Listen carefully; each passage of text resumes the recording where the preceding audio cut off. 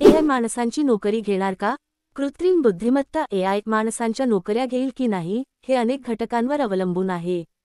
AI काही ठिकाणी नोकऱ्या नष्ट करत आहे, तर काही ठिकाणी नवीन संधी निर्माण करत आहे. एआयमुळे धोक्यात असलेल्या क्षेत्रे. मॅन्युफॅक्चरिंग आणि फॅक्टरी जॉब्स. रोबोट्स आणि ऑटोमेशनमुळे कारखान्यांमध्ये मजुरांची गरज कमी झाली आहे. डेटा एंट्री आणि अकाउंटिंग. एआय टूल्स आणि ऑटोमेशनमुळे मॅन्युअल डेटा प्रोसेसिंग कमी झाले आहे. Customer support. चॅटबॉट्स आणि व्हर्च्युअल असिस्टंट ग्राहक सेवा क्षेत्रात मोठा प्रभाव टाकत आहेत. ड्रायव्हिंग आणि लॉजिस्टिक्स. सेल्फ ड्रायव्हिंग कार आणि ड्रोन डिलिव्हरीमुळे ट्रक ड्रायव्हर्स आणि डिलिव्हरी बॉय यांची गरज कमी होऊ शकते.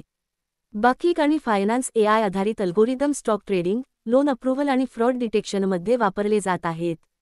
एआयमुळे नवीन संधी निर्माण होणारी क्षेत्रे. Data science. एआयसाठी डेटा विश्लेषक आणि एमएल अभियंते हवे आहेत. सॉफ्टवेअर डेव्हलपमेंट आणि एआय इंजिनिअरिंग. एआय मॉडेल्स तयार करणारे आणि ट्रेन करणारे लोकांची मागणी वाढत आहे. सायबर सिक्युरिटी आणि एथिकल हॅकिंग. एआय आधारित सायबर अटॅक्समुळे सुरक्षा तज्ज्ञांची गरज वाढेल.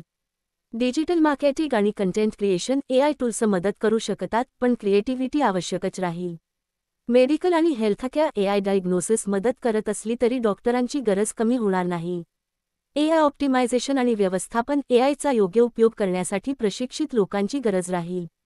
निष्कर्ष.